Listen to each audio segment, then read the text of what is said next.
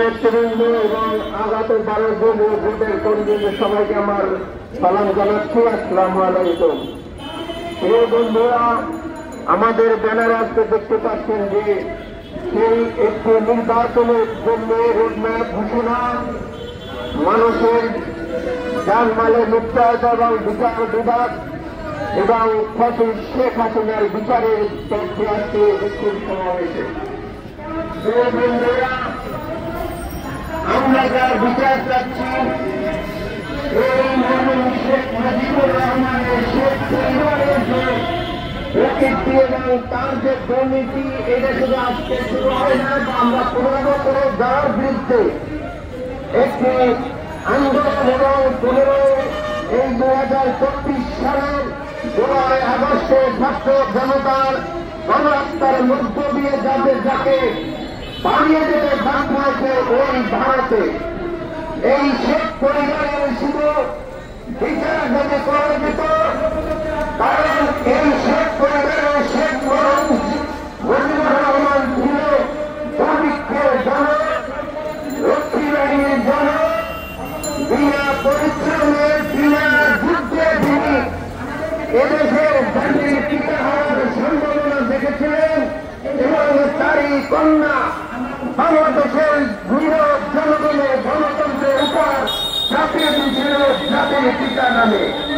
কিন্তু আমাদের কথা পরিষ্কার, প্রিয় বন্ধুরা, আজকে আমরা দেখতে পাচ্ছেন এই বাংলাদেশ একটি ষড়যন্ত্র করে বাংলাদেশের বিরুদ্ধে এই শেখ পরিবার বাংলাদেশের অর্থনীতি, মানুষের ন্যায়নীতি, গণতন্ত্রের আমাদের গণতন্ত্রের জন্য যে লড়াই, সেই লড়াইয়ের সম্পূর্ণ বিচ্ছেদ করে দিয়েছে এই শেখ পরিবার।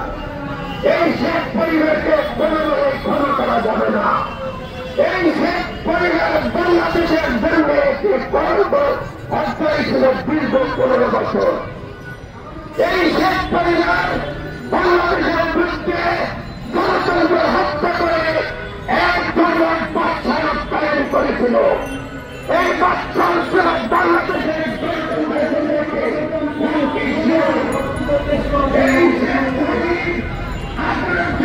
কিছুদিন আগে যে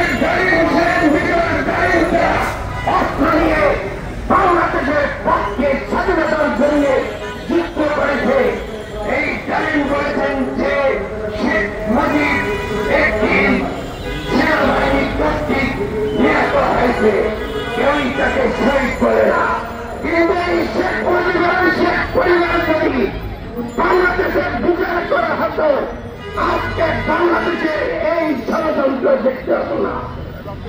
প্রিয় বন্ধুরা, আমাদের পার্শ্ববর্তী দেশ এই ভারত বাংলাদেশের জন্য আরেকটি বিস্ফোরা, এই বিস্ফোরাকে প্রতিহত করতে হবে।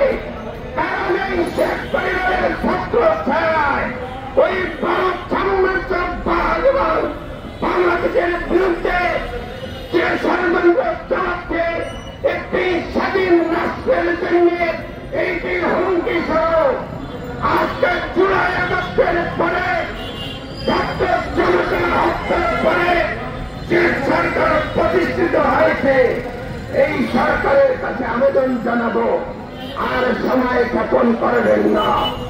একটি নির্বাচনের জন্য যদি রাস্তা দিয়ে আপনাদের ক্ষমতাকে হস্তান্তর করবে, যে নির্বাচন মানুষ পুরোটা বছর যেতে পারে না, যার ভোট সে ভোট তাকে দেবে, যার ভোট সেই ভোট করবে, সেই ভোট 15 বছর এই শেখ হাসিনা করতে দেয় না।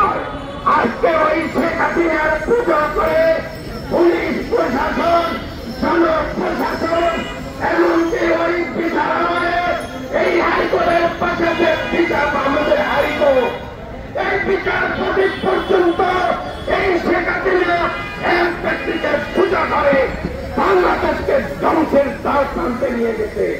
এই ধ্বংস যদি উদ্ধার করতে হয়, আজকে প্রধান উপদেষ্টা আপনাকে বলবো, দ্রুত একটি রোডম্যাপ করে একটি নিরপেক্ষ নির্বাচন বাংলাদেশের কাছে গ্রহণযোগ্য নির্বাচন করে রাজনীতির হাতে ক্ষমতা ছেড়ে দেয়, না হলে এই বাংলাদেশের যে আজকে অবস্থা, আইন শৃঙ্খলার অবস্থা খুবই খারাপ।